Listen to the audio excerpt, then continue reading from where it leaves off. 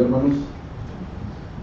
Antes del sermón de esta mañana, vamos a ir a Apocalipsis, capítulo 21, versículos del 1 al 8. Apocalipsis, capítulo 21, versículos del 1 al 8.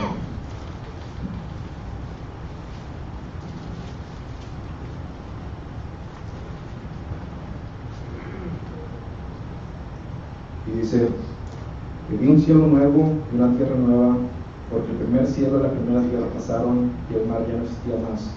Y yo, Juan, vi la santa ciudad, la nueva Jerusalén, descender del cielo de Dios, dispuesta como una esposa ataviada para su marido. Y oí una gran voz del cielo que decía: he aquí el tabernáculo de Dios con los hombres, y él morará con ellos, y ellos serán su pueblo, y Dios mismo estará con ellos como su Dios. Enjugará Dios toda lágrima de los ojos de ellos, y ya no habrá muerte, ni habrá más llanto, ni clamor, ni dolor, porque las primeras cosas pasaron. Y el que estaba sentado en el trono dijo: he aquí, yo hago nuevas todas las cosas. Y me dijo: escribe, porque esas palabras son fieles y verdaderas. Y me dijo: hecho está, yo soy el Alfa y el Omega, el principio y el fin. Al que tuviere sed, yo le daré gratuitamente de la fuente del agua de la vida. El que venciere heredará todas las cosas, y yo seré su Dios, y él será mi hijo. Pero los cobardes, incrédulos, los abominables y homicidas, los fornicarios, hechiceros, los idólatras y todos los mentirosos tendrán su parte en el lago que arde con fuego y azufre, que es la muerte segunda. Amén.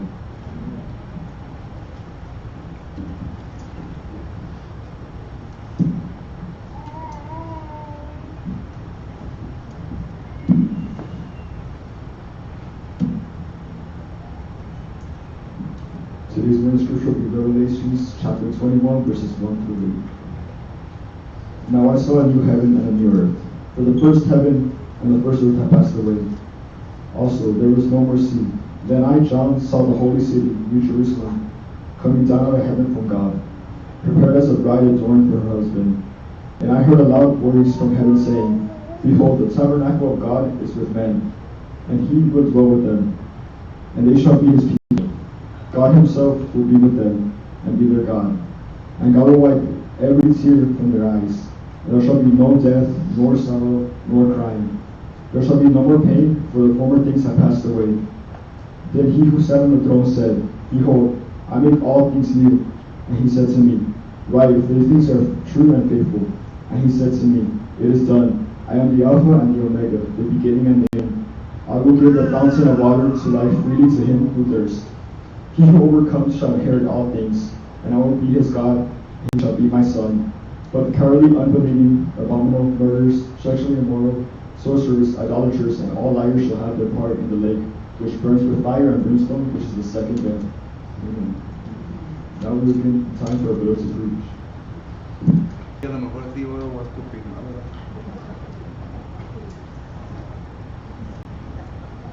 Una vez más le damos gracias a todos ustedes quienes se encuentran aquí, la bienvenida, gracias por su presencia. Queremos decirle a todos ustedes quienes nos están visitando, agradecemos su presencia. Si acaso usted es miembro del cuerpo de Cristo Jesús y busca o anda en busca de poner membresía en la congregación, le queremos invitar para que pueda hablar con nuestros ancianos y así a ver qué es lo que pueden decidir. Once again, we're so happy that you are here with us, especially those of you that have been here for the first hour. We appreciate your presence and we are thankful that you have stayed around and are ready for the second hour. If you are visiting with us, we're so grateful for your presence this morning. If you're a member of the body of Christ and would like to talk to our elders, that is, you're visiting and do not have a home congregation, and would like to place membership with this congregation, we'd like for you to speak to our elders and see what can become of this. A los que nos están visitando por medio de Facebook en esta mañana, gracias nuevamente por su presencia.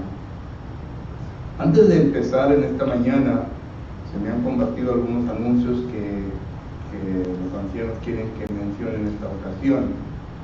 Número 1, ¿verdad? Heavenly Father, we are so thankful for the opportunity that you have given us to come together and to study another portion of thy word. I ask that you will be with thy servant, that you will be with each one of us that are here present, that we may listen to your word, Father.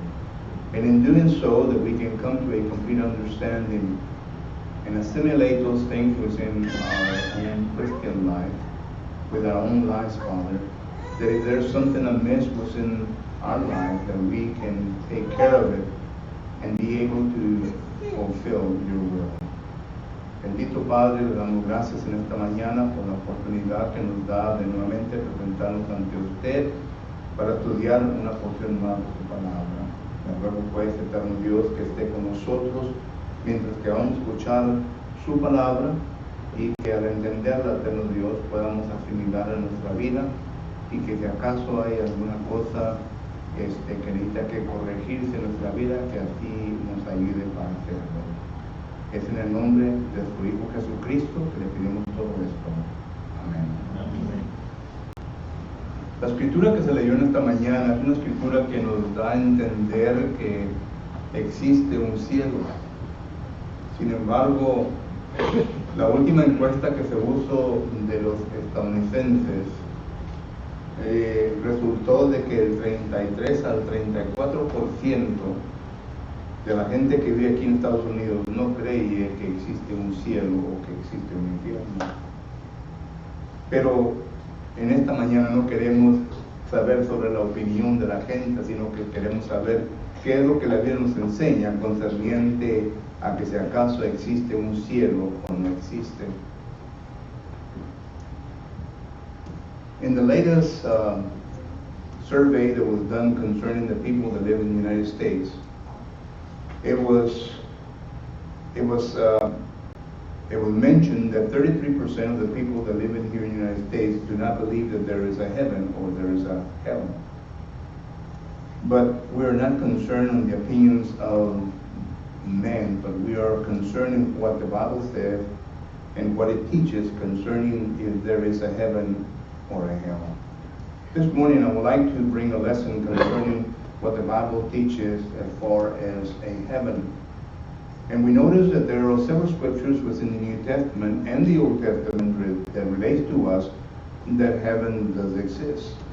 Esta mañana quisiera traer una lección sobre lo que la Biblia nos enseña concerniente a que sí existe un cielo.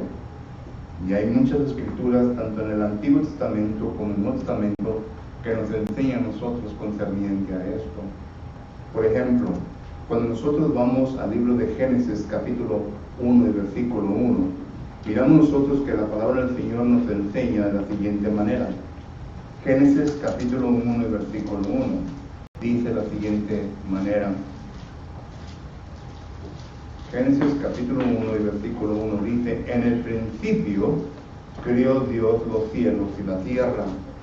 Aquí claramente miramos nosotros que la Escritura nos está enseñando que Dios vino a crear los cielos.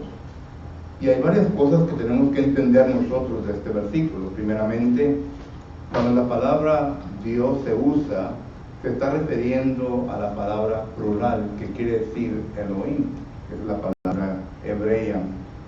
Y nos da a entender que tanto el Espíritu Santo como el Verbo y el Padre tuvieron parte en la creación del mundo. Cuando usted lee el Antiguo Testamento, se va a dar cuenta, por ejemplo, en Job capítulo 33, en Salmos capítulo 33, en donde va a notar de que el Espíritu Santo también fue el que crió los cielos. Cuando miramos nosotros en el libro de Juan capítulo 1, nos damos cuenta que el Verbo también tuvo participación en la creación. Solo que Dios, la deidad, vino a crear los cielos. Otra cosa interesante que miramos nosotros aquí en el versículo 1 es concerniente a la palabra cielos. Es una palabra plural que nos da a entender que son más de uno, es decir, 3 cielos. Y cuando usted lee el Antiguo Testamento y el Nuevo Testamento, se va a dar cuenta de que el primer cielo se refiere a lo que nosotros podemos ver. El segundo cielo es en donde se encuentran las estrellas, el sol y la luna. Y el tercer cielo es en donde mora Dios. Y esto es lo que vamos a estudiar en esta ocasión. Vamos a estudiar el tercer cielo en donde mora Dios. Dice la palabra del Señor más adelante lo siguiente. Whenever we read Genesis chapter 1 and verse 1, notice what the Word of God mentions in Genesis chapter 1 and verse 1. We notice that the Bible says clearly, in the beginning God created the heavens and the earth. Now there are several things that I would like for you to pay attention to this verse. Number one, it is the reference to the word God. It is the Hebrew plural form of the word God. That means there's more than one. It is making reference to the Father. It is making reference to the verb, that is the Word, and it is making reference to the Holy Spirit. Whenever you read in the Old Testament concerning the Holy Spirit, for example, in Job chapter 33, and also in Psalms 33, you will notice that it is making reference to the Holy Spirit as the creator of heavens. Whenever you go into the New Testament and you read the book of John, you will notice that the book of John is making reference to the fact that Jesus Christ is the creator to the heavens. It is once again explained in Revelation chapter 3 and verse 14 that he is the beginning of all creation. So whenever the word here, God, is used, it is making reference to deity, the Father, the Word, or the Word, and the Holy Spirit. But second, let me bring your attention to the word heavens, because it is making reference to more than one. And whenever we read the Old Testament and the New Testament, you will see that this word is used frequently, heavens, which makes reference to three heavens. First, it is making reference to the heavens that we see. Third, it is making reference to the heavens where the stars, the sun, and the moon exist, what we would call space. And third, it is making reference to where God dwells. And this is what the Bible says. For example, whenever you go to Isaiah chapter 66 and verse 1, notice what the Word of God teaches there. In Isaiah chapter 66 and verse 1, it makes reference to the following. Isaiah chapter 66 and verse 1. It says, "Thus says the Lord, heaven." Notice here that it is now singular. "Heaven is my throne, and earth is my footstool. Where is the house that you will build for me, and where is the place of my rest?" I'm not going to go into details in what this verse means. I just want to read this verse and make you aware of the fact that Jehovah God is making reference to the fact that heaven is where he lives. Cuando vamos a Isaías capítulo 66 y versículo 1, hermanos, nos damos cuenta que de la palabra del Señor dice lo siguiente: Jehová dijo así, el cielo es mi trono y la tierra estrado de mis pies. ¿Dónde está la casa que me habréis de edificar? ¿Y dónde el lugar de mi reposo? Leemos este versículo para que nosotros podamos ver, no para estudiarlo completamente, sino que para que podamos ver nosotros que aquí la palabra se usa singular, el cielo. Y que el versículo nos está enseñando, la primera parte de este versículo, nos está enseñando que el cielo es en donde mora Dios. Es en donde Dios está. Ahora, claro, que cuando leemos este versículo, nos estamos dedicando únicamente a la dispensación, ya sea patriarcal o mosaica. Y esto es muy interesante porque cuando leemos este versículo y lo venimos a colocar bajo estas dispensaciones, necesitamos que entender que en este momento, número uno, Cristo aún todavía no había nacido. Número dos, que Cristo aún todavía no había muerto. Número tres, que Cristo aún todavía no había ascendido a la diestra del Padre. Y por eso es que miramos nosotros que Jehová está diciendo, en donde yo moro. Es decir, el Padre está diciendo, en donde yo moro.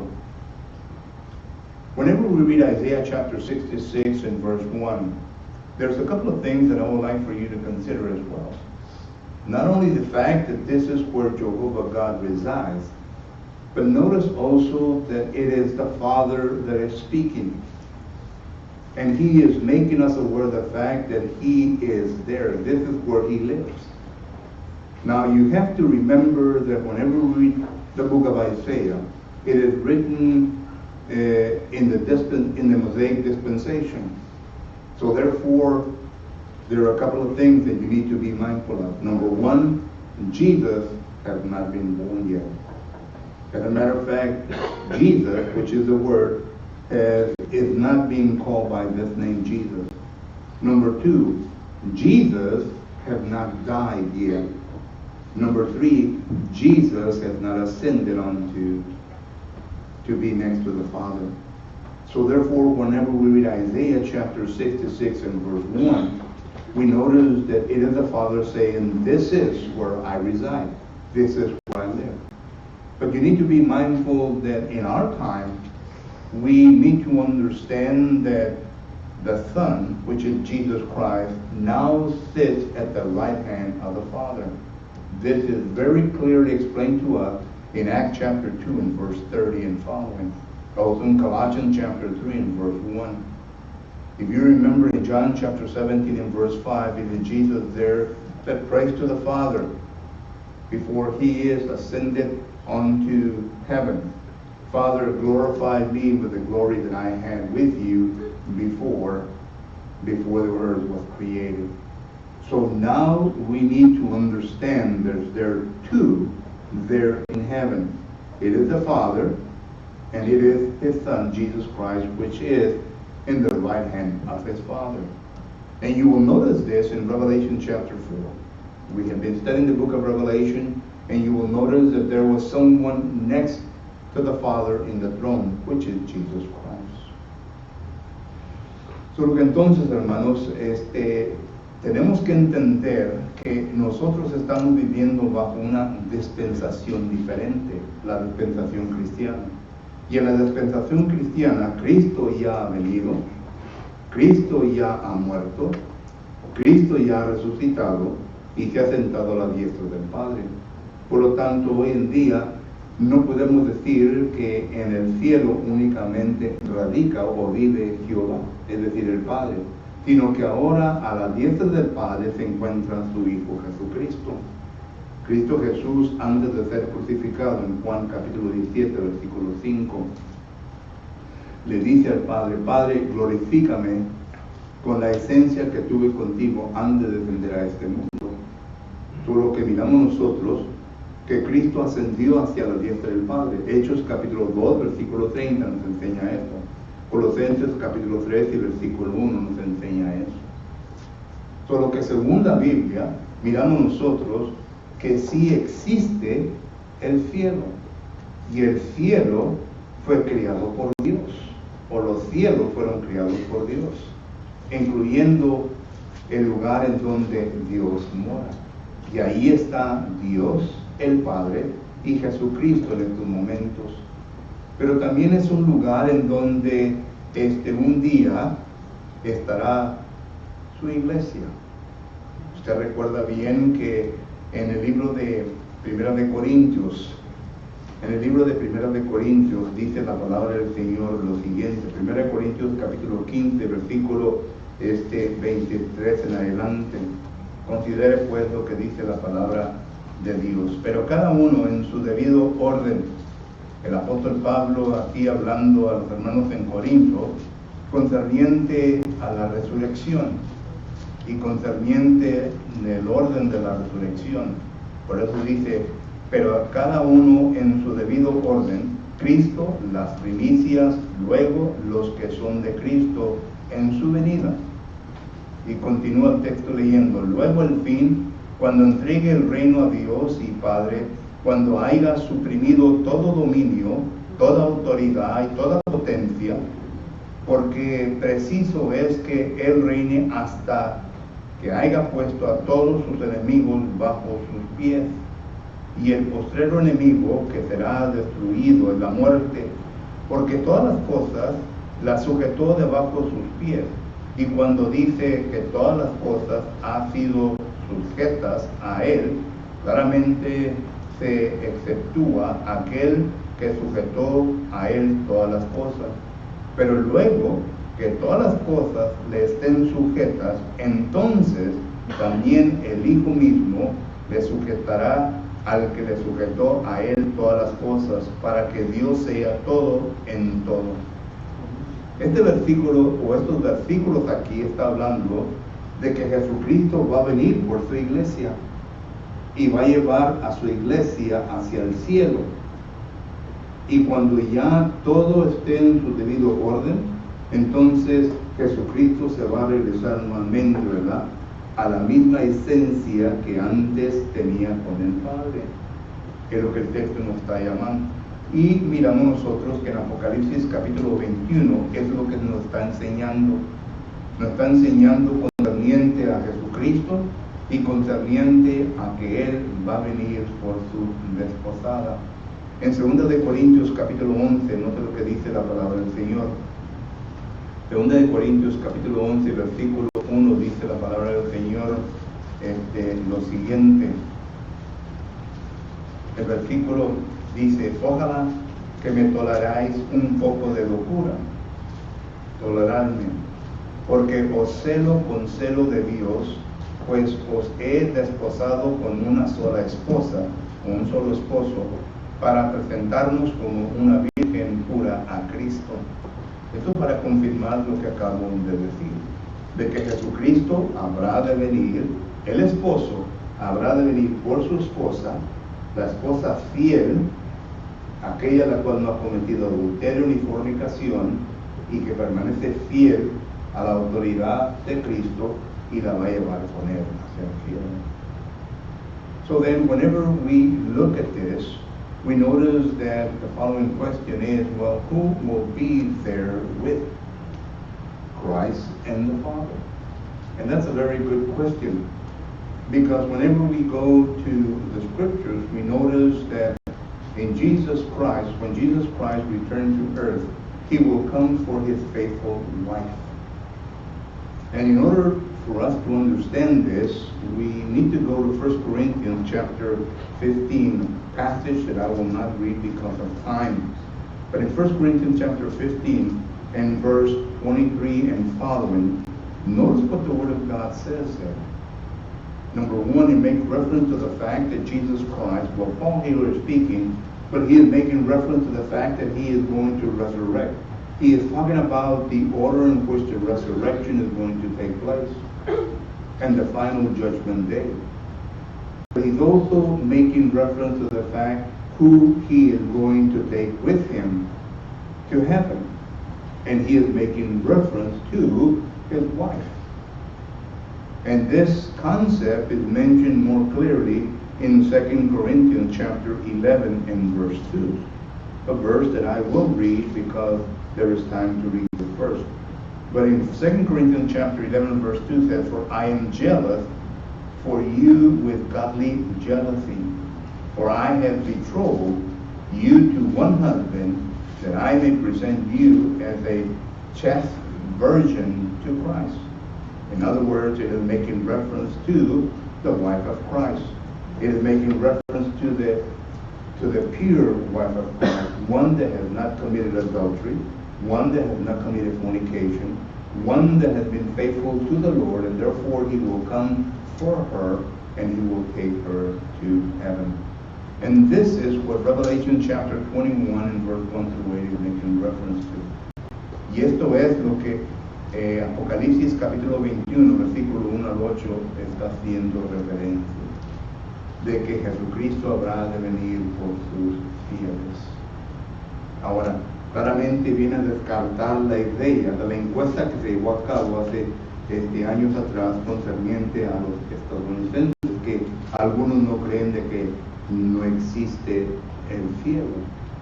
Claramente la Biblia nos da a entender de que sí existe el cielo, que fueron criados, que es criado por Dios, que allí mora Dios, y que es un lugar que se ha preparado también para los fieles, aquellos que siguen y hacen la voluntad de Dios. ¿Te recuerda el texto de Mateo capítulo 7, versículo 21? Dice, no todo aquel que me dice Señor, Señor, entrará al reino de los cielos, sino que todo aquel que hace la voluntad de mi Padre que está en los cielos. So, by now, we can understand for sure that the survey that was done many years ago of those people that don't believe that there is a heaven clearly is wrong. Because the Bible clearly states that there is a heaven that has been created by God, a heaven where God dwells, and now His Son Jesus Christ, a heaven that is prepared for those that will be faithful to God. You know the scripture of Matthew chapter 7 and verse 21. Not all of you who says, Lord, Lord, will enter into the kingdom of God, but only those that do the will of God. And this is the one, and these are the ones that Jesus Christ will come for and will take to heaven. But some of you might be thinking, well, what does it take for me to become one of those? That is, one of those that will be waiting for Jesus Christ's second coming, and to be able to have an opportunity to go to heaven? That's a good question. You know, whenever we look at the Bible, we notice the story of Saul, which later on became the Apostle Paul. And notice what the Bible says concerning him. Pero esto nos trae a una pregunta. Y la pregunta es, si existe el cielo y está ahí para la esposa de Cristo, ¿qué es lo que se requiere para que yo venga a ser parte de ese grupo, de la esposa de Cristo? ¿Qué es lo que tengo que hacer para que tenga la misma esperanza, la misma oportunidad de un día poder ir al cielo? Es una pregunta importante. Y para esto, ¿verdad?, quisiera yo recordarles la historia de Saulo, que después vino a considerarse como el apóstol Pablo. Claramente miramos nosotros que Saulo fue una persona que no iba a tener oportunidad de poder ir al cielo, porque como él dice en la primera carta de Timoteo, capítulo 1, versículo 13, él fue un hombre pecador, él fue un hombre blasfemo, un hombre que vino a perseguir la iglesia de Cristo, un hombre que vino a hacer varias cosas en contra de la voluntad de Dios. Y claramente, si acaso él se hubiera quedado en ese estado, él no hubiera tenido oportunidad de poder ir al cielo, mucho menos ser coronado con una corona que Dios tiene para todos aquellos que van a ir al cielo. Pero considero que Pablo dice ya después en su vida, dice de la siguiente manera, en la segunda carta de Timoteo, capítulo 4, versículos 7 y 8. Dice el apóstol Pablo de la siguiente manera, segunda Timoteo, capítulo 4, versículos 7 y 8. He peleado la buena batalla, he acabado la carrera, he aguardado la fe. Por lo demás, considere bien lo que dice el apóstol Pablo. Por lo demás me está guardada la corona de justicia, la cual me dará el Señor juez justo en aquel día, no solo a mí, sino también a todos los que aman su venida. Un hombre que en un tiempo fue un pecador, que no tenía oportunidad de ir al cielo. Sin embargo, aquí, ya para morir, dice él, yo he peleado la buena batalla, yo he acabado la carrera, he guardado la fe.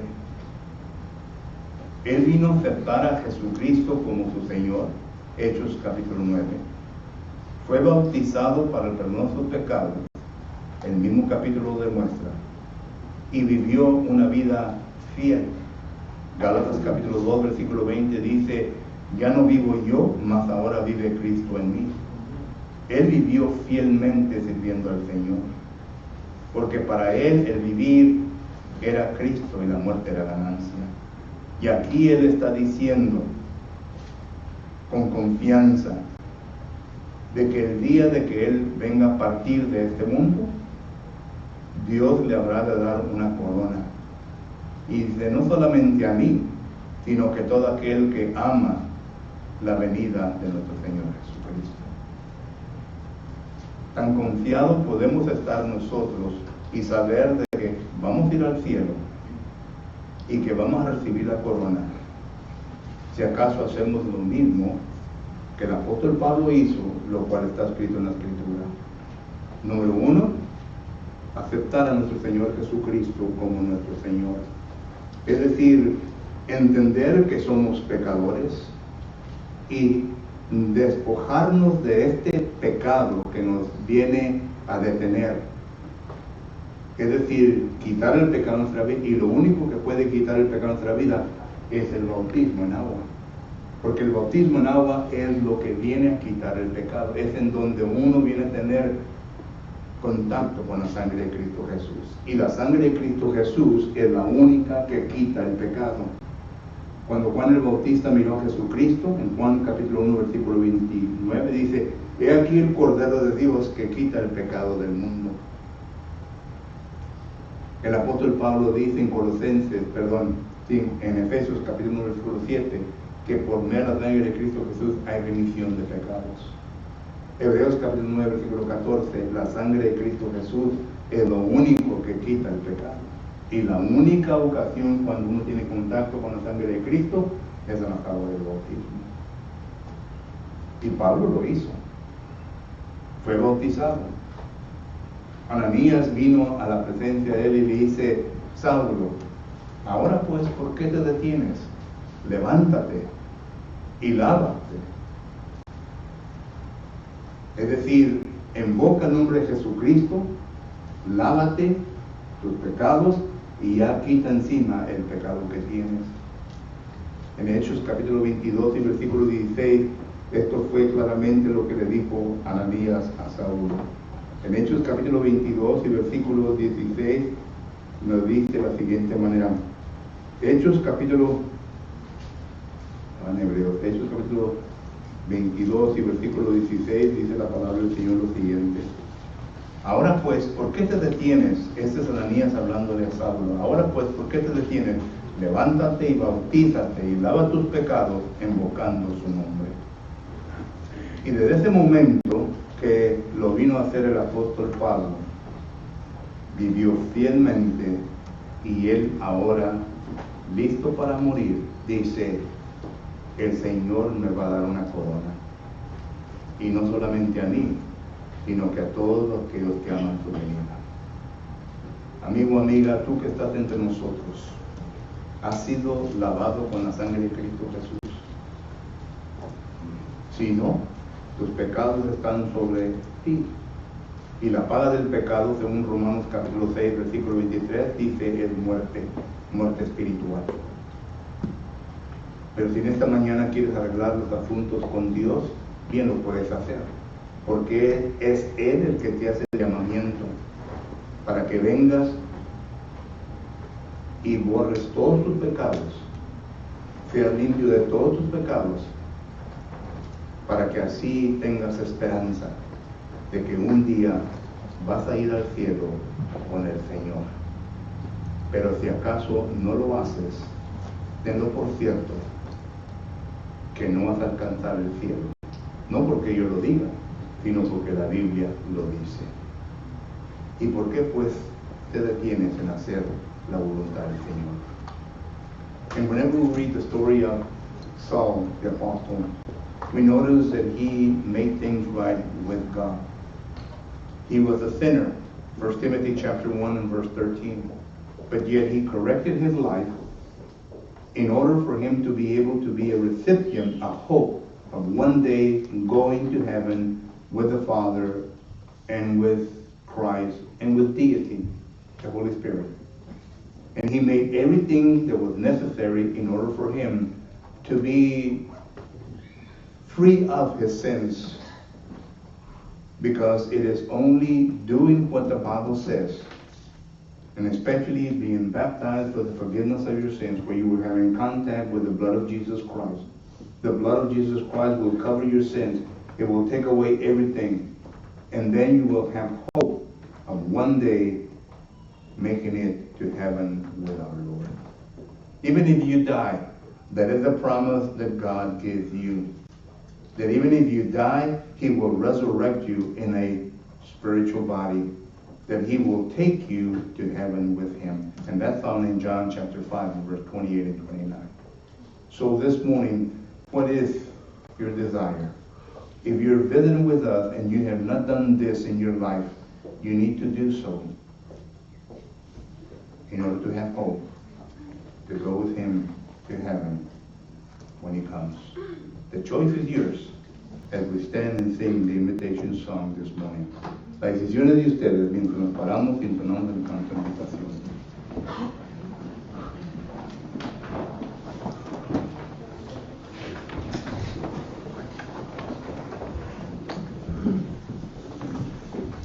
Los invito a estar de pie, hermanos, para entonar el canto número 156 como himno de invitación, La tierna voz del Salvador, himno número 156.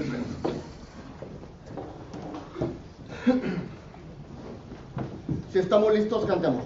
La tierna voz del Salvador nos dice conmovida, oíd al México de amor que da a los muertos vida. Nunca los hombres cantarán, nunca los ángeles de Dios, nota más dulce entonarán que el nombre de Jesús.